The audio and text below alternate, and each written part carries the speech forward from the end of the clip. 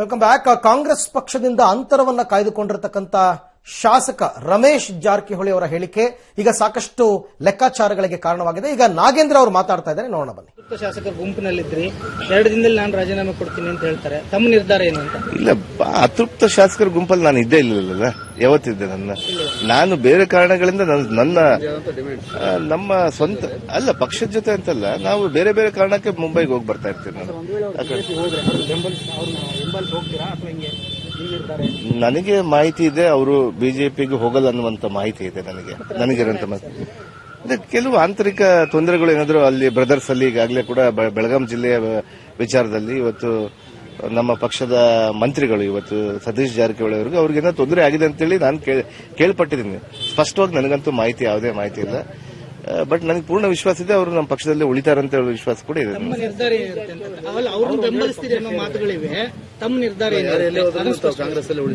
ಅಲ್ಲ, ಖಂಡಿತವಾಗಿ ನಾನು ಕಾಂಗ್ರೆಸ್ ಪಕ್ಷದಿಂದ ಗೆದ್ದಿದ್ದೀನಿ. ನಾವು ಅವ್ರನ್ನ ಮನವೊಲಿಸಲಿಕ್ಕೂ ನಮ್ಮ ಪಕ್ಷವನ್ನು ಬಿಟ್ಟು ಹೋಗಬಾರ್ದು ಅಂತ ಬಿಡ್ತೀವಂತ ಯಾವತ್ತಾದ್ರೂ ಹೇಳಿದ್ವ? ಇಲ್ಲ, ಅದು ನೋಡ್ರಿ, ನನ್ನ ಸೋದರರ ಬಗ್ಗೆ ಹೇಳ್ಬೇಕಂದ್ರೆ ಅದು ಅವರ ಒಂದು ವೈಯಕ್ತಿಕ ನಿಲುವಿದೆ, ವೈಯಕ್ತಿಕ ನಿರ್ಧಾರಗಳಿದ್ದಾವೆ. ಇವತ್ತು ಎಲ್ಲರೂ ಸ್ವತಂತ್ರ ಇದ್ದಾರೆ, ಯಾರಿಗೇ ಆಗ್ಲಿ ನಾವು ಕಟ್ಟಿ ಹಾಕೋದಿಲ್ಲ. ಇಲ್ಲ, ಕೆಲವು ಅಸಮಾಧಾನಗಳಿದ್ವು, ಅವನ್ನೆಲ್ಲ ಕೂಡ ಈಗಾಗಲೇ ವರಿಷ್ಠರ ಜೊತೆಗೆ ನಾವು ಚರ್ಚೆ ಮಾಡ್ಕೊಂಡಿದ್ದೀವಿ.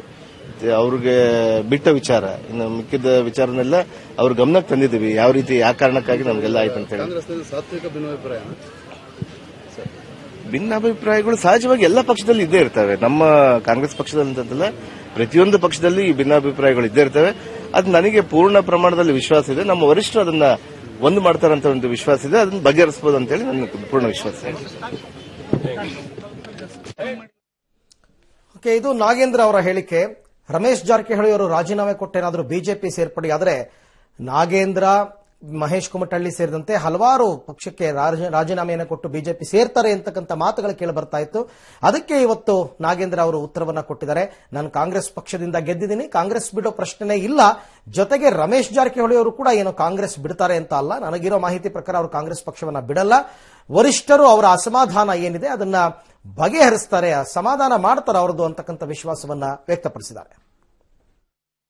ಇವೆ 23ನೇ ತಾರೀಕು ಚುನಾವಣೆ ಫಲಿತಾಂಶ ಬಂದ ಮೇಲೆ ನನಗನ್ನಿಸ್ತದೆ ಈ ದೇಶಕ್ಕೆ ಸನ್ಮಾನ್ಯ ನರೇಂದ್ರ ಮೋದಿ ಅವರು 100ಕ್ಕೆ 100 ಪ್ರೈಮ್ ಮಿನಿಸ್ಟರ್ ಆಗ್ತಾರೆ. ಕರ್ನಾಟಕದಲ್ಲಿ ಪ್ರಾಯಶಃ ಮಧ್ಯಂತರ ಚುನಾವಣೆಗಳು ನಡೆದರೂ ಕೂಡ ಅದೇನು ಅತಿಶಯೋಕ್ತಿ ಅಲ್ಲ. ಈ ಸಮ್ಮಿಶ್ರ ಸರ್ಕಾರದ ವೈಫಲ್ಯವನ್ನು ಜನರು 23ನೇ ತಾರೀಕು ಸೋಷನ್ ಅಂತ ಏನಾದ್ರು ಕೈ ಹಾಕಿದ್ರೆ ಅವ್ರಿಗೆ ಆಪರೇಷನ್ ಮಾಡಕ್ಕೆ ಹೋಗುದು, ನಮ್ಮ ಹಾಸ್ಪಿಟಲ್ ಬಂದ್ ಮಾಡಿಬಿಟ್ಟಿದ್ರು.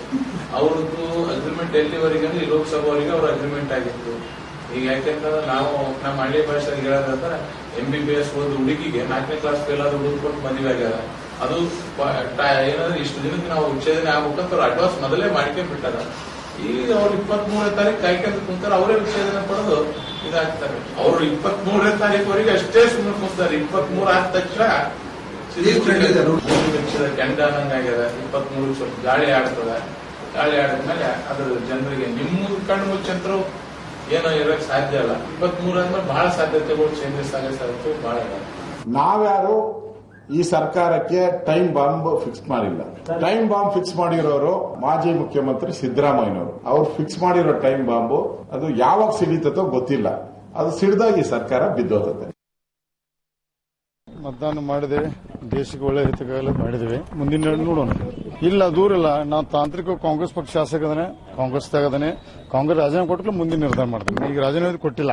ನಾವು ಒಬ್ಬ ಸೀನಿಯರ್ ಶಾಸಕನಾಗಿ ಬೇಜವಾಬ್ದಾರಿಯಿಂದ ತಲೆ ಕೆಟ್ಟ ಮಾತಾಡೋ ಬದಲಿ ಹತಾಶೆ ಭಾವನೆ ಮಾತಾಡೋಕ್ಕಿಂತ ಜವಾಬ್ದಾರಿ ರಮೇಶ್ ಜಾರಕಿಹೊಳಿ 5 ಶಾಸಕರೋದ್ರಿಂದ ನನಗೆ ಜವಾಬ್ದಾರಿ ಬರ್ತದೆ. ನಾವು ಯಾವಾಗ ನಾನು ಪಕ್ಷ ವಿರೋಧ ಮಾಡ್ತೇನೆ ನನಗೆ ರಾಜೀನಾಮೆ ಕೊಟ್ಟು ಮಾಡ್ಕೋತೇನೆ. ನನಗೆ ಕತ್ಲಾ ಕೂತ್ ಕಲುಗೆ ಅಂತ ಗಣಸ ಗಂಡಿಗಣ ಅಲ್ಲ, ನಾವು ಓಪನ್ ಮಾಡೋ ಗಣಸಂದ್ರು ಸುಳ್ಳ ಹತಾಶ ಭಾವನೆ ಮಾಡುವಂತ ಜನಕ್ಕೆ ಮುಂದಿನ ಉತ್ತರ ಕೊಡ್ತೇನೆ. ಈ ಸದ್ಯ ಬೇಡ. ಲಕ್ಕಣ ಜಾರಕಿಹೊಳಿ ಶಾಸಕ ಆದ್ರೆ ಸಂತೋಷ ಪಡೋ ಮನುಷ್ಯ ಫಸ್ಟ್ ಮನುಷ್ಯ ರಮೇಶ್ ಜಾರಕಿಹೊಳಿ. ಅವನು ಶಾಸಕ ಮಾಡಕ್ಕೆ ನಾ ಯಾವ ಬೇಕು ತ್ಯಾಗ ಮಾಡಕ್ಕೆ ರೆಡಿ ಇದ್ದಾನೆ. ಲಕ್ಕಣ ಜಾರಕಿಹೊಳಿಗೆ ಈಗಾಗಲೇ ಒಬ್ಬ ಸೋದರ ಹಾಳು ಮಾಡಿದ್ದಾರೆ, ಇನ್ನೊಬ್ಬ ಸೋದರ ಹಾಳು ಮಾಡಕ್ಕೆ ಕೊಡುದಿಲ್ಲ. ಲಕ್ಕಣ ಜಾರಕಿಹೊಳಿ ನಮ್ಮ MLA ಅವರು ಎಲ್ಲ ತ್ಯಾಗ ಸಿದ್ಧದನ್ನ. ಇಲ್ಲ ಮಾಡೋದಪ್ಪ, ನಾವು ಮಾಡೋದು ನನಗೆ ನೋಡ್ರಿ, ರಾಜ್ಯ ಲೀಡರ್ ನಂಗೆ ಭಾಳ ಲಕ್ಕಣ ನಿಲ್ಲುದಾರೆ, ಭಾಳ ಕೇತದ ನನಗೆ ನಿಲ್ಲಕ್ಕೆ.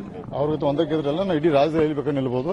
ನಮ್ಮ ಲಕ್ಕನ್ ಜಾರಕಿಹೊಳಿ ಶಾಸಕ ಹಾಕಂದ್ರೆ ಅದು ನೋಡಿದ್ರೆ ಚರ್ಚೆ ಯಾವ ಪಕ್ಷ ನಿಲ್ತಾನ ವಿಚಾರ ಮಾಡ್ಕೊಂಡು ಡಿಸಿಷನ್ ತಗೋತಾನೆ. ಸಿದ್ದರಾಮಯ್ಯ ಕೂಡ ಈಗಲೂ ಕೂಡ ತಮ್ಮ ಮೇಲೆ ಏನಾದ್ರು ಇದಾರೆ, ನಮ್ಮ ಜೊತೆ ರಮೇಶ್ ಇದಾರೆ ಅಂತ ಹೇಳ್ತಾರೆ. ನೋಡ್ರಿ, ಒಂದು ಉದಾಹರಣೆ ಯಾರ ಬಗ್ಗೆ ಅಲಿಗೇಷನ್ ಮಾಡೋದಿಲ್ಲ. ಲೀಡರ್ ಅನ್ನಕ ಒಂದು ಉದಾಹರಣೆ ಕೊಡ್ತೇನೆ. ಮೊನ್ನೆ ಲೋಕಸಭಾ ಚುನಾವಣೆ, ಚಿಕ್ಕೋಡಿ ಲೋಕಸಭಾ ಚುನಾವಣೆಯಲ್ಲಿ ರಮೇಶ್ ಕತ್ತಿ ಅವರು ಪ್ರಬಲ ಆಕಾಂಕ್ಷಿ ಇದ್ರು. ಅವ್ರ ಟಿಕೆಟ್ ವಂಚಿತರು, ವಂಚಿತ ಬಂಡ ಇದ್ರು.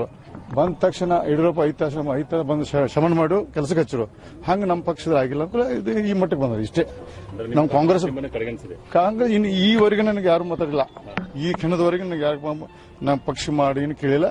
ಒಂದು ನಾನು ಪಕ್ಷದಾಗದನ. ಈಗ ನಾನು ರಾಜೀನಾಮೆ ಕೊಟ್ಟಿದ್ರೆ ನಾನು ಬೇರೆ ಪಕ್ಷ ವಿಚಾರ ಮಾಡಿದ್ರೆ. ಒಂದು ವಿಚಾರ ಏನಂತಂದ್ರೆ ಮೂಲ ಕಾಂಗ್ರೆಸ್ಸಿಗರನ್ನೆಲ್ಲ ಹೊರಗಾಕೋ ಪ್ರಯತ್ನ ಆಗ್ತಾ ಇದೆ. ನೋಡ್ರಿ, 99ರಲ್ಲಿ SM ಕೃಷ್ಣಮ್ಮ ಅವರು ತಪ್ಪು ಮಾಡಿದಕ್ಕೆ ದಳದಾರನೇ ನಾವು ಪಕ್ಷ ನಾವು ತಗೊಂಡಿಲ್ಲ. ಅಲ್ಲಿಂದ ಪಕ್ಷ ಓಕೆ, ಈ ಬಗ್ಗೆ ಮಾತನಾಡೋದಕ್ಕೆ ಶಾಸಕಿ ಲಕ್ಷ್ಮೀ ಹೆಬ್ಬಾಳ್ಕರ್ ಅವರು ನಮ್ಮ ಜೊತೆ ಸಂಪರ್ಕದಲ್ಲಿದ್ದಾರೆ. ಮೇಡಮ್ ನಮಸ್ತೆ.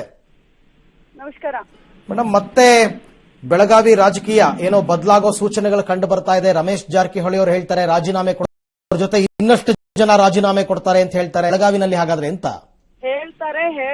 ಹೇಳ್ತಾರೆ ಅಂತೆ ಕಂತೆಗಳಿಗೆ ಉತ್ತರ ಕೊಡ್ಬೇಕಾ? ಅದು ಇಷ್ಟೊಂದು ಇಂಪಾರ್ಟೆಂಟ್ ದಿನ ಇದೆ. ತೋಳ ಬಂತು ಕತೆ ಆಗಿದೆ.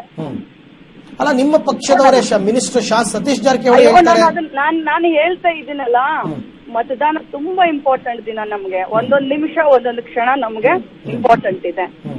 ಮತದಾರರನ್ನ ಮತಗಟ್ಟೆಗೆ ತಗೊಂಡೋಗಿ ಓಟ್ಸ್ ಹಾಕ್ಸುವಂತ ಜವಾಬ್ದಾರಿಗಳನ್ನ ತಗೊಂಡಿರ್ತೀವಿ. ಇಂತ ಇದಕ್ಕೆ ಇವತ್ತು ತಲೆ ಕೆಡಿಸ್ಕೊಳ್ಳೋದಿಲ್ಲ. ನಾಳೆ ಮೇಡಮ್, ಅವ್ರು ಮಾತಾಡಿರೋದು ಕೂಡ ಓಟ್ ಹಾಕ್ಬಿಟ್ಟೆ ಬಂದ್ ಮಾತಾಡಿರೋದು. ಅವ್ರು ಮಾತಾಡಿರೋದಕ್ಕೆ ನಿಮ್ಮ ಹತ್ರ ಉತ್ತರ ಕೇಳ್ತಾ ಇದೀನಿ ಅಥವಾ ರಿಯಾಕ್ಷನ್ ಕೇಳ್ತಾ ಇದೀವಿ ಅಷ್ಟೇ. ಅವ್ರಿಗೆ ಬಿಟ್ಟಿರೋ ವಿಚಾರ, ಅದ್ರ ಬಗ್ಗೆ ನಾನು ರಿಯಾಕ್ಟ್ ಮಾಡೋದಿಲ್ಲ. ಆದ್ರೆ ಪಕ್ಷಕ್ಕೆ ಯಾರು ಅನಿವಾರ್ಯ ಇಲ್ಲ. ಇದು ಲಕ್ಷ್ಮೀ ಹೆಬ್ಬಾಳ್ಕರೇ ಆಗಿರ್ಬೋದು, ಬೇರೆ ಇನ್ಯಾರೇ ಆಗಿರ್ಬೋದು. ಎಷ್ಟೋ ಜನ ಬರ್ತಾರೆ, ಎಷ್ಟೋ ಜನ ಹೋಗ್ತಾರೆ. ನಮ್ಮ ಪಕ್ಷ ಯಾವುದೇ ಪಕ್ಷ ಇರ್ಲಿ, ಇವತ್ತು ಬಿಜೆಪಿ ಇರ್ಲಿ, ಕಾಂಗ್ರೆಸ್ ಇರ್ಲಿ, ಪಕ್ಷ ನಿರಂತರವಾಗಿರ್ತವೆ. ಅದಕ್ಕೆ ನಮ್ಮಂತವ್ರು 1000 ಜನ ಇರ್ತಾರೆ. ಪೋಷಿಸಿ ಬೆಳೆಸಿ ಇದ್ದಂತವ್ರು ಇರ್ತಾರೆ, ಪಕ್ಷ ಕಟ್ಟದಂತವ್ರು, ಹೋರಾಟ ಮಾಡಿದಂತವ್ರು ಇರ್ತಾರೆ. ಯಾರು ಅನಿವಾರ್ಯ ಇಲ್ಲ ಯಾವ ಪಕ್ಷಕ್ಕೆ. 20-25 ವರ್ಷದಿಂದ ಒಂದು ಪಕ್ಷದಲ್ಲಿ ಸಕ್ರಿಯರಾಗಿದ್ದು, ಶಾಸಕರಾಗಿದ್ದು, ಏಕಾಏಕಿ ಅವ್ರ ಪಕ್ಷ ಬಿಟ್ರೆ ಪಕ್ಷಕ್ಕೇನು ಲಾಸ್ ಇಲ್ವಾ ಮೇಡಮ್? ಖಂಡಿತ ಲಾಸ್ ಇಲ್ಲ. ಹೋಗೋರು ಹೋಗ್ತಾ ಇರ್ತಾರೆ, ಬರೋರು ಬರ್ತಾ ಇರ್ತಾರೆ. ಪಕ್ಷವನ್ನ ಭದ್ರವಾಗಿ ಕಟ್ಟಿ ಬೆಳೆಸಿದವ್ರನ್ನೆಲ್ಲರನ್ನು ಕಳ್ಕೊಂಡ್ಬಿಟ್ರೆ, ಪಿಲ್ಲರ್ಗಳೇ ಇಲ್ಲ ಅಂತಂದ್ರೆ ಪಕ್ಷ ಎಲ್ಲಿ ನಿಲ್ಲುತ್ತೆ ಮೇಡಮ್? ಹಾಗಾದ್ರೆ ಪಕ್ಷದಲ್ಲಿ ಬಹಳಷ್ಟು ಜನ ಬರ್ತಾರೆ, ಬಹಳಷ್ಟು ಜನ ಹೋಗ್ತಾರೆ. ನಾನು ಹೇಳದೆ ನಿಮ್ಗೆ ಒಂದೇ ಒಂದು ಉತ್ತರ ಕೊಡ್ತೀನಿ. ಇದಕ್ಕೆ ಲಕ್ಷ್ಮೀ ಹೆಬ್ಬಾಳ್ಕರ್ ಅನಿವಾರ್ಯ ಇಲ್ಲ, ಬೇರೆಯವರು ಅನಿವಾರ್ಯ ಇಲ್ಲ. ಪಕ್ಷ ಹುಟ್ಟುತ್ತೆ ನಾಯಕರನ್ನ. ಖಂಡಿತವಾಗ್ಲೂ ನಮ್ಮ ಪಕ್ಷ ಹೊಸ ನಾಯಕರನ್ನ ಹುಟ್ಟುವಂತ ತಾಕತ್ ನಮ್ಮ ಪಕ್ಷಕ್ಕಿದೆ. ಸೆಕೆಂಡ್ ಲೈನ್ ಲೀಡರ್ಗಳು ಬೆಳೆಯೋಕೆ ಅವಕಾಶ ಸಿಗುತ್ತೆ ಬಿಡ್ರಿ. ಓಕೆ, ಹೋದ್ರೆ ಹೋಗ್ಲಿ ಅಂತ ಹಾಗಾದ್ರೆ ತಮ್ಮ ಮಾತು. ಅವ್ರಿಗೆ ಬಿಟ್ಟಿರೋ ವಿಚಾರ ನಾನೇನ್ ಹೇಳ್ತಾ ಇಲ್ವಲ್ಲ, ಅವ್ರು ಹೇಳಿದ್ದು ಅಂತ ನೀವು ಹೇಳ್ತಾ ಇದ್ದೀರಾ. Okay, thank you Lakshmi Hebbalkar ಅವರು. ಪಕ್ಷಕ್ಕೆ ಯಾರು ಅನಿವಾರ್ಯ ಅಲ್ಲ, ಹೋದ್ರೆ ಹೋಗ್ಲಿ ಬಿಡಿ. ಬಹಳ ನೇರವಾದಂತಹ ಮಾತಾಡಿದ್ದಾರೆ. ಹೋದ್ರೋಗ್ಲಿ ಬಿಡ್ರಿ ಅಂತನ್ಬಿಟ್ಟು. ಎರಡನೇ ಸೆಕೆಂಡ್ ಲೈನ್ ಲೀಡರ್ಗಳು ಬೆಳೆಯೋದಕ್ಕೆ ಅನುಕೂಲ ಆಗುತ್ತೆ. ನಮ್ಮ ಪಕ್ಷಕ್ಕೆ ಬರ್ತಿರ್ತಾರೆ, ಹೋಗ್ತಿರ್ತಾರೆ, ಯಾರು ಅನಿವಾರ್ಯ ಅಲ್ಲ. ಹೋಗ್ತಾರೆ ಬಿಡಿ. ಇನ್ನೊಬ್ರು ಲೀಡರ್ ಬರ್ತಾರೆ, ನಮ್ಮ ಪಕ್ಷ ಇನ್ನೊಬ್ಬ ನಾಯಕನನ್ನ ಹುಟ್ಟಾಕತ್ತೆ ಅಂತನ್ಬಿಟ್ಟು. ಸೊ ಇದೊಂಥರ ರಮೇಶ್ ಜಾರಕಿಹೊಳಿ ಅವರದ್ದು ತೋಳ ಬಂತು ತೋಳ ಕತೆ ಹೇಳ್ತಾನೆ ಇದ್ದಾರೆ. ಇವತ್ತೊಂದಿನ ಇದನ್ನ ಚರ್ಚೆ ಮಾಡೋದು ಬೇಡ. ತುಂಬಾ ಇಂಪಾರ್ಟೆಂಟ್ ಡೇ ಇವತ್ತು. ಮತದಾನ ಮಾಡ್ತಾ ಇದ್ದಾರೆ, ಅದ್ರ ಬಗ್ಗೆ ತಲೆ ಕೆಡಿಸ್ಕೊಳ್ಳೋಣ. ಬಟ್ ಲಕ್ಷ್ಮೀ ಹೆಬ್ಬಾಳ್ಕರ್ ಹೇಳೋ ಪ್ರಕಾರ ರಮೇಶ್ ಜಾರಕಿಹೊಳಿ ಹೋಗ್ತಾರೆ ಬಿಡಿ ಅಂತನ್ಬಿಟ್ಟು.